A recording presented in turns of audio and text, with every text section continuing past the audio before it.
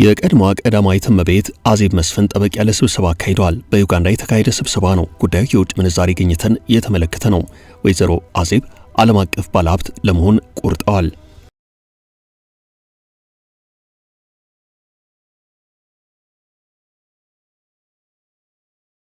ኤርትራ አፋጣኝ ምላሽ ሰጥታለች። ኤርትራ በኢትዮጵያ ሉዓላዊነትና የግዛት አንድነት ላይ የተፈጸመ ነው ያለችውን ጥሰት ከዚህ በኋላ ኢትዮጵያ የመታቀብና የመታገስ አማራጭን ብቻ እየተከተለች አትቀጥልም በሚል በውጭ ጉዳይ ሚኒስትሩ ጌዲዮን ጢሞቴዎስ በኩል ጥብቅ ማሳሰቢያ ይፋ ከሆነ በኋላ ከኤርትራ ወገን ምላሽ ተሰጥቷል። የፕሬዝዳንት ኢሳያስ አፈወርቂ አስተዳደር ጠንካራ ይዘት ባለው በዛሬው መልእክቱ በመሬት ይገባኛል ሰበብ ኢትዮጵያ ጦርነት ለማወጅ እየተዘጋጀች ነው ብሏል።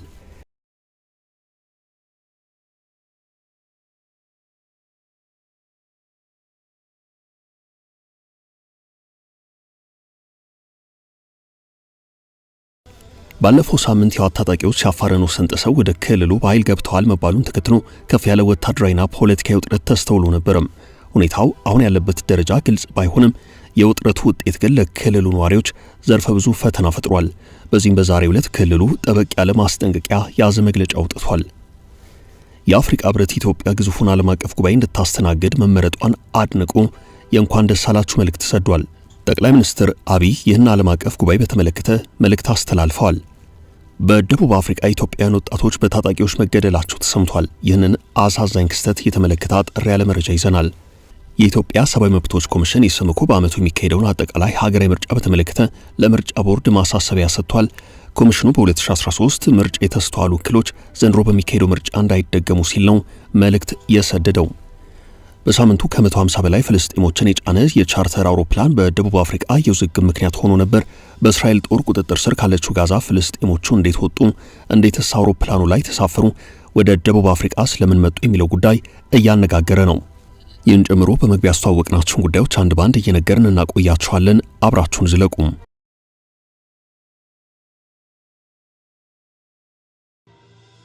በአሰብ ለወረራ ተዘጋጅተዋል። ኤርትራ በኢትዮጵያ ሉዓላዊነትና የግዛት አንድነት ላይ የፈጸመ ነው ያለችውን ጥሰት ከዚህ በኋላ ኢትዮጵያ የመታቀብና የመታገስ አማራጭን ብቻ እየተከተለች አትቀጥልም በሚል በውጭ ጉዳይ ሚኒስትሩ ጌዲዮን ጢሞቴዎስ በኩል ጥብቅ ማሳሰቢያ ይፋ ከሆነ በኋላ ኤርትራ ምላሽ ሰጥታለች። የኢሳያስ አስተዳደር ጠንካራ ይዘት ባለው በዛሬው መልእክቱ በመሬት ይገባኛል ሰበብ ጦርነት ለማወጅ ዝግጅት እየተደረገ ነው ብሏል። የኤርትራ ማስታወቂያ ሚኒስትር የማነ ገብረ መስቀል የዛሬው መልእክታቸውን የጀመሩት የታወጀው የጦርነት ፕሮፓጋንዳ ተግ ያለ ሲሻው የጋለ የተንኳሹ ብልጽግና ቋሚ መገለጫ ሆኖ ቀጥሏል ሲሉ ባቀረቡት ውንጀላ ጠቅሰዋል። የማነ ይህን ያሉት አሰብን እንዲሁም ኤርትራን በተመለከቱ ጉዳዮች የውጭ ጉዳይ ሚኒስትሩ ጌዲዮን ጢሞቴዎስ ጥብቅ ማሳሰቢያ ከሰጡ በኋላ ነው። የውጭ ጉዳይ ሚኒስትሩ ጌዲዮን ጢሞቴዎስ አምባሳደሮችን ጨምሮ የተለያዩ ሀገራት ዲፕሎማቶች በታደሙበትና ሆርን ሪቪው የተባለ ቲንክ ታንክ ከአዲስ አበባ ዩኒቨርሲቲ ጋር በመተባበር ባካሄደው የፖሊሲ ፎረም ላይ ባስተላለፉት መልእክት ነው መንግስት ለአሰብ በዋነኝነት ቅድሚያ እንደሚሰጥ ተናግረዋል። የኤርትራ መንግስት በኢትዮጵያ ላይ ጠበኛ አካሄድ ለሚከተሉ ኃይላት ራሱን መጠቀሚያ አድርጎ የማቅረብ ዝንባሌ ያለው በማለት ጌዲዮን ጢሞቴዎስ የወቀሱ ሲሆን የኤርትራ ወታደሮች በአሁኑ ወቅት በሰሜን ኢትዮጵያ በርካታ አካባቢዎችን ተቆጣጥረው ይገኛሉ ብለዋል።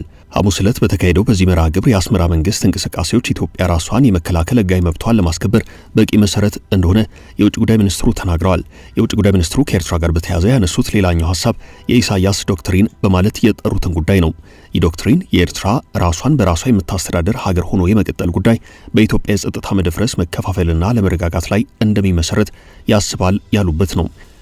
ኤርትራ በዛሬው ዕለት በሰጠችው ምላሽ ንግግሩ የጦርነት ማኒፌስቶ አካል ነው ብላለች። ለሳምንታት በዝምታ የቆየው የብልጽግና አስተዳደር በኃይልም አሊያም በየትኛው ምክንያት የባህር በር እጃችን እናስገባለን የሚለው አባዜ አገር ሽቶበታል ሲሉ የማስታወቂያ ሚኒስትሩ ወቅሰዋል።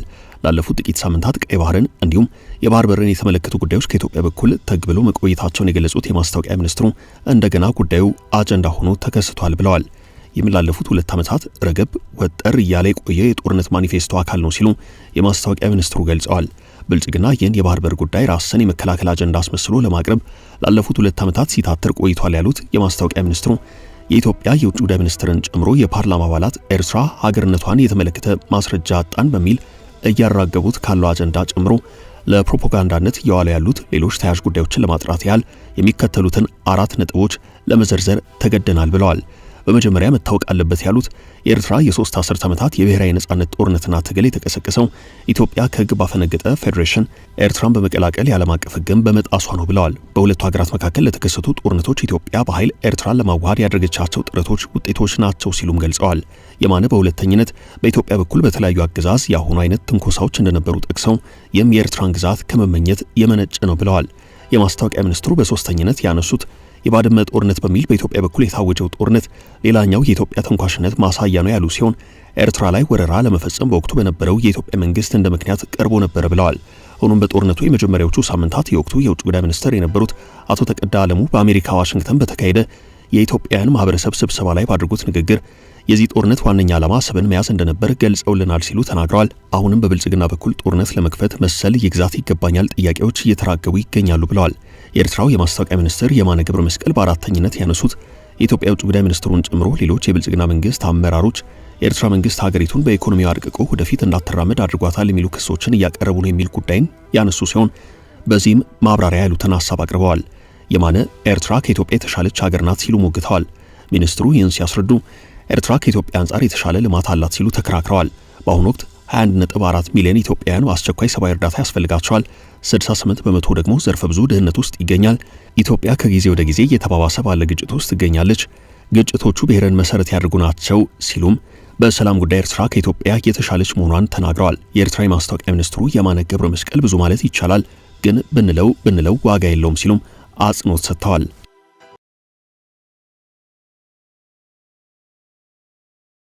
ከትግራይ የተሰጠው ማስጠንቀቂያ ባለፈው ሳምንት የህወሓት ታጣቂዎች ወደ አፋር ክልል መግባታቸውን ተከትሎ በትግራይ ዳግም ጦርነት ሊቀሰቀስ ይችላል በሚል ስጋት ህብረተሰቡ ምርቶችን በብዛት ሸምቶ ማስቀመጡ፣ በነጋዴው በኩል ምርቶችን የመደበቅ ዋጋን የመጨመር አዝማሚያዎች መታየታቸው በስፋት ተዘግቧል። በትግራይ ጊዜ አስተዳደር በኩል የወጣ ጠበቅ ያለ መግለጫ ያለ ሲሆን የትግራይ ኮሚዩኒኬሽን ቢሮ ባሰራጨው በዚህ መግለጫ ምርት በሚደብቁና የዋጋ ጭማሪ በሚያደርጉት ላይ እርምጃ ለመውሰድ እገደዳለሁ ያለው ጊዜ አስተዳደሩ የገበያ ለመረጋጋት በሁለት መሰረታዊ ምክንያቶች መፈጠራቸውን ተናግሯል።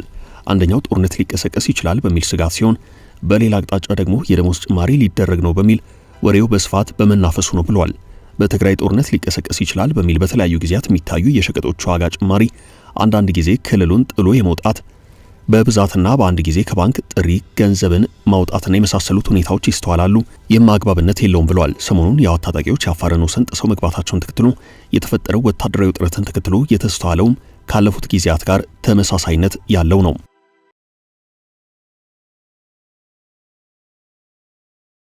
መስፍን የዩጋንዳው የኢንቨስትመንት እንቅስቃሴም የቀድሞዋ ቀዳማዊት እመቤት አዜብ መስፍን ጠበቅ ያለ ስብሰባ ከሰሞኑ ማካሄዳቸው ተሰምቷል። በዩጋንዳ በተካሄደው ስብሰባ ጉዳዩ የውጭ ምንዛሬን የተመለከተ ምክክር የተካሄደበት ነው። አዜብ መስፍን በዩጋንዳ ባላቸው ግዙፍ የኢንቨስትመንት እንቅስቃሴ ወደ ዓለም አቀፍ ባለሀብትነት ለመቀየር አጥብቀው እየተንቀሳቀሱ ነው ተብሏል። በሀገሪቱ የጁስ ምርት ከፍ ያለ ነዋያቸውን ስራ ላይ የዋሉት በአፋጣኝ ኤክስፖርት በማድረግ ዳላር ማግኘት አለብኝ በሚል እየተንቀሳቀሱ ነው ተብሏል። ከዩጋንዳ እየወጡ ያሉት መረጃዎች እንዳመላከቱት ከሆነ አዜብ በአሁኑ ሰዓት የጁስ ምርታቸውን ወደ ውጭ ልከው ያሰቡትን ዳላር እንዳያገኙ እንቅፋት የሆነባቸው ምርቱ ዓለም አቀፍ የጥራት ሰርቲፊኬት ያገኘ አለመሆኑ ነው። አዜብ መስፍን በዩጋንዳ በገቡበት የታሸገ የጁስ ምርት ኢንቨስትመንት እንቅስቃሴ ወደ ኤክስፖርት ከፍተኛ ጥረት ላይ መሆናቸው ታውቋል። የዩጋንዳው ስብሰባ የብርቱካን ምርት አቅራቢዎቹን በብርቱ የሚመለከት ነው። የግዙፍ የጁስ ፋብሪካ ቀደም ሲል ሙሉ ለሙሉ በመንግስት እጅ ነበረም። ይህ የታሸጉ ጁሶችን የሚያመርተው ፋብሪካ ሶረቲ ጁስ ፋብሪካ የሚባል ሲሆን በዩጋንዳ መንግስት ባለቤትነት ይተዳደር የነበረ ሲሆን ፋብሪካው በተለያዩ ምክንያቶች ኪሳራ ላይ ወድቆ ለመዘጋት ጫፍ ላይ ደረሰበት ሁናቴ ሲፈጠር በዚህ መሃል የዩጋንዳ መንግስት ፋብሪካውን ለመታደግ ከእርሱ ጋር በሽርክና የሚሰሩ አካላትን አፈላልጓል። በዚህ መሃል ነበር አዜብ መስፍን ብቅ ያሉት።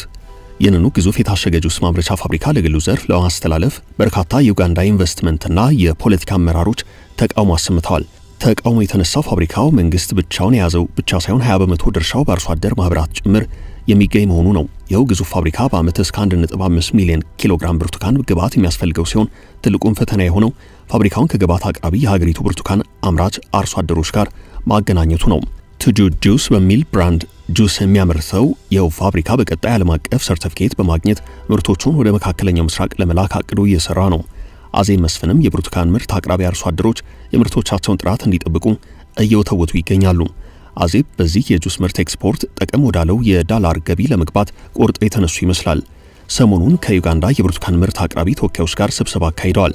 ለምርቱ ኤክስፖርት ገበያ ዓለም አቀፍ የጥራት ሰርቲፊኬት ለማግኘት ከፍተኛ እንቅስቃሴ እየተደረገ ነው። አርሶ አደሮችም የምርት አቅርቦታቸውን ከፍ አድርጉ በሚል አቅጣጫ ተቀምጦላቸዋል።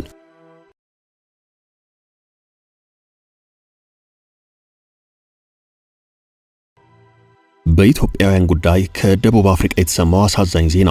በደቡብ አፍሪካ ኢትዮጵያውያን ወጣቶች በታጣቂዎች መገደላቸው ተሰምቷል። ማንነታቸው ባልታወቁ ታጣቂዎች በሀገሪቱ ደርባን ከተማ በተሰነዘረ ጥቃት 2 ኢትዮጵያውያን ወጣቶች ተገድለዋል። ከዚህ ቀደም ተመሳሳይ ጥቃቶች ሲፈጸሙ ነበርም። በትናንትናው ዕለት መላኩና አክሊሉ የተባሉ 2 ኢትዮጵያውያን ወጣቶች በደርባን ከተማ ባልታወቁ ታጣቂዎች ተገድለዋል። የእነዚህ ወጣቶች የአስክሬን ሽኝት በደርባን ዌስት ስትሪት ቤተክርስቲያን ተከናውኗል። ይህ በዚህ እንዳለ ከቀናት በፊት ደግሞ በጆሃንስበርግ ነዋሪ የነበረው ሚካኤል አበበ ከስራ ወደ ቤቱ በሚመለስበት ወቅት በርካታ ጥይት ተደብድቦ ተገድሏል። የ3 ልጆች አባት የሆነው ሚካኤል አስክሬን ሽኝት በጆበርግ ኬብሮን ቤተክርስቲያን ተፈጽሟል። ይህ አሳዛኝ ክስተት በደቡብ አፍሪካ በውጭ ዜጎች ላይ የሚደርሰው የጥቃት ሰንሰለት አሁንም እንዳልቆም የሚያሳይ ነው። ወጣቶቹ ጓደኛ ማቾች የህይወታቸውን ፈተና ተቋቁመው ለተሻለ ተስፋ ሲጥሩ የነበሩ ሲሆን ህልማቸው በዚህ ሰሞንኛ አሳዛኝ ክስተት ሳቢያ መና ቀርቷል። ይህ በዚህ እንዳለ በፈረንጆቹ 2008 በመላ ሀገሪቱ በስደተኞች ላይ በተፈጸሙ ጥቃቶች ከ60 በላይ ሰዎች መገደላቸውንና በሺዎች የሚቆጠሩ ደግሞ መፈናቀላቸው አይዘነጋም። በ2015 እንዲሁ በደርባንና በጆበርግ ከተሞች በውጭ ዜጎች ላይ ጥቃት መድረሱን ተከትሎ መንግስት ወታደሮቹን ለማሰማራት ተገዶ ነበርም። ከዓመታት በፊት እንዲሁ በተፈጸመ ሌላ ጥቃት በመቶዎች የሚቆጠሩ ናይጄሪያውያን አገሪቱን ለቀው ወጥተዋል። የደቡብ አፍሪካው ፕሬዝዳንት ሲሪል ራማፎሳና ሌሎች የሀገሪቱ ከፍተኛ ባለስልጣናት በውጭ ዜጎች ላይ የሚፈጸሙ የጥላቻ ጥቃቶችን አጥብቀው በማውገዝ ስርዓት እንደሚያሰፍኑ በተደጋጋሚ ቢናገሩም አደገኛው ጥቃት ጊዜ እየጠበቀ እያገረሸ ነው። በተለይ ይኸው ጥቃት በኢትዮጵያውያን ዜጎች ንብረትና ህይወት ላይ ከባድ አደጋ እየጣለ ይገኛል።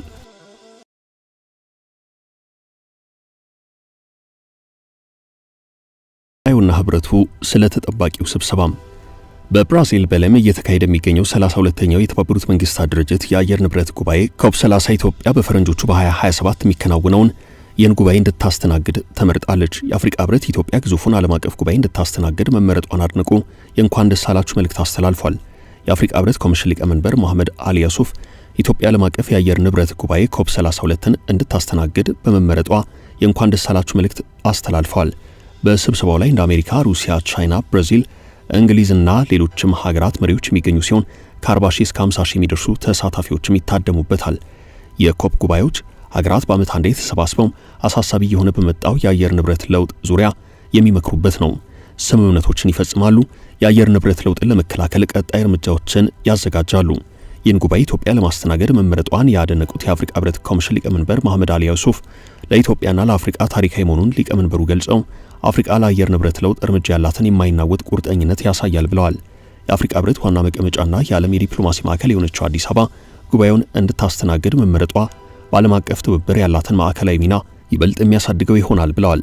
ይህ በዚህ እንዳለ ጠቅላይ ሚኒስትር አብይ አህመድ ይህን ዓለም አቀፍ ጉባኤ በተመለከተ መልእክት አስተላልፈዋል። ጠቅላይ ሚኒስትሩ ኢትዮጵያ ከ2 ዓመታት በኋላ የሚካሄደውን የተባበሩት መንግስታት ድርጅት የአየር ንብረት ለውጥ ጉባኤ አስተናጋጅ ሆና እንድትመረጥ የአፍሪካ አህጉር የአየር ንብረት ለውጥ ተደራዳሪ ሀገራት ቡድን ድጋፍ በመስጠቱ በማህበራዊ ትስስር ገጻቸው ምስጋና አቅርበዋል። አብይ ብራዚል እያስተናገደች ያለችው የዘንድሮ የተመድ የአየር ንብረት ለውጥ ጉባኤ ኢትዮጵያ ለሰው ልጅ ከባድ ፈተና የሆነውን የአየር ንብረት ለውጥ ለመቋቋም የሚደረገውን ዓለም አቀፍ ጥረት እንድትመራ እድል ስለሰጣት ምስጋናቸውን ገልጸዋል። ዓለም አቀፉ ማህበረሰብ ለኢትዮጵያ ይህን ከባድ ኃላፊነት በመስጠቱ ሀገሪቱ ከፍተኛ ክብርን እንደሚሰማት የገለጹት ጠቅላይ ሚኒስትሩ የኃላፊነት ኢትዮጵያ በአየር ንብረት ለውጥ እያሳየች ላለችው አመራርና ዓለም አቀፍ ስብሰባዎችን ለማስተናገድ ላላት ብቃት ዓለም አቀፉ ማህበረሰብ አመኔታ እንዳለው ያሳያል ብለዋል።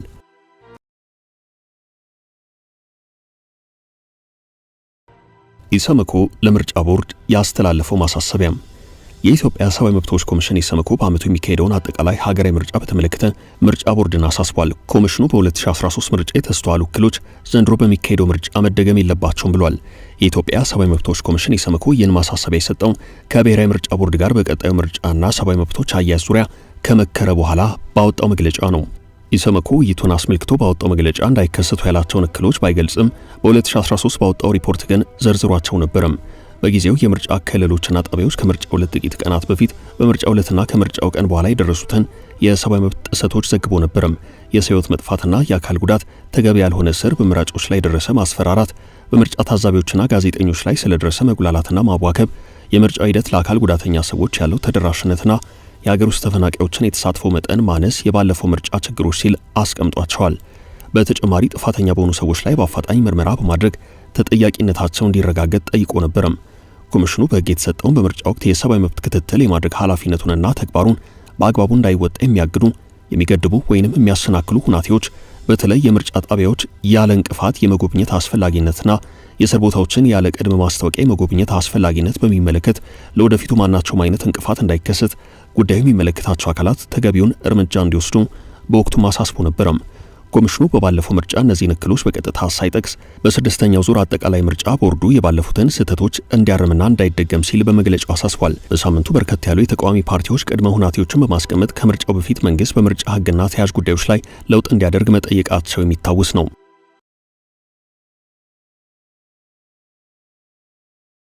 ፍልስጤሞችን የጫነው አውሮፕላን ውዝግብ አስነሳም። በሳምንቱ ከ150 በላይ ፍልስጤሞችን የጫነ ቻርተር አውሮፕላን በደቡብ አፍሪካ የውዝግብ ምክንያት ሆኖ ነበር። ፍልስጤማውያኑን የጫነው አውሮፕላን ኦአር ታምቦ ዓለም አቀፍ አውሮፕላን ማረፊያ ሲደርስ እንዳይገባ ተከልክሎ የነበረ ሲሆን ተሳፋሪዎቹም ለ10 ሰዓት ያህል መውረድ ሳይችሉ ቆይተዋል። የእርምጃን ተከትሎ ለፍልስጤም ህዝቦች በጎ አመለካከት ያለው የደቡብ አፍሪካ ህዝብ ባሰማው ተቃውሞ ውሳኔው ተቀልብሷል። ፍልስጤማውያኑ ሌላ ማረፊያ እስኪገኝላቸው የ90 ቀናት ቪዛ እንዲሰጣቸውና በመንግስታዊ ባልሆኑ ድርጅቶች ደቡብ አፍሪካ ውስጥ እንዲቆዩ ተወስኗል። ሆኖም ጉዳዩ ማወዛገቡን የቀጠለ ሲሆን የደቡብ አፍሪካ ፕሬዚደንት ሲሪል ራማፎሳ 153 ፍልስጤማውያንን ጭኖ ከጋዛ ወደ ሀገሪቱ የገባውን የኪራይ አውሮፕላን ሚስጥራዊ አመጣጥ በተመለከተ ምርመራ እንደሚካሄድ መናገራቸውን ቢቢሲ ዘግቧል። በሀገር ውስጥ የበጎ አድራጎት ድርጅቶች ጣልቃ ገብነት እንዲሁም በመንግስት ርህራሄ የተነሳ ኋላ ላይ አብዛኞቹ ወደ ደቡብ አፍሪካ እንዲገቡ ቢፈቀድም ፍልስጤማውያኑ ከጋዛ የተነሱበትና ደቡብ አፍሪካ የደረሱበት ሁናቴ ግን ግልጽ አይደለም። ራማፎሳ ተሳፋሪዎቹ በሆነ ሚስጥራዊ መንገድ በናይሮቢ በኩል አልፎ ወደ ደቡብ ሱዳን በበረረ አውሮፕላን ተጭነዋል ብለዋል። የጋዛ መተላለፊያዎችን የሚቆጣጠረውና የእስራኤል ጦር አካል የሆነው ኮጋት ባወጣው መግለጫ ነዋሪዎቹ የጋዛ ሰርጥን ጥለው የወጡት ኮጋት ከሚቀበላቸው ሶስተኛ ሀገር ፍቃድ ካገኘ በኋላ ነው ብሏል። ተቀባይ የተባለው ሀገር የቱ እንደሆነ ግን አልተጠቀሰም። በደቡብ አፍሪካ የሚገኘው የፍልስጤም ኤምባሲ እንደሚገልጸው የተሳፋሪዎች ቡድን ከእስራኤል ራሞን አየር ማረፊያ ተነስቶ በኬንያ መዲና ናይሮቢ በኩል በሯል። ደቡብ አፍሪካ የደረሰው ምንም አይነት መልእክት አስቀድሞ ሳይላክና ዝግጅት ሳይደረግ ነው ብሏል።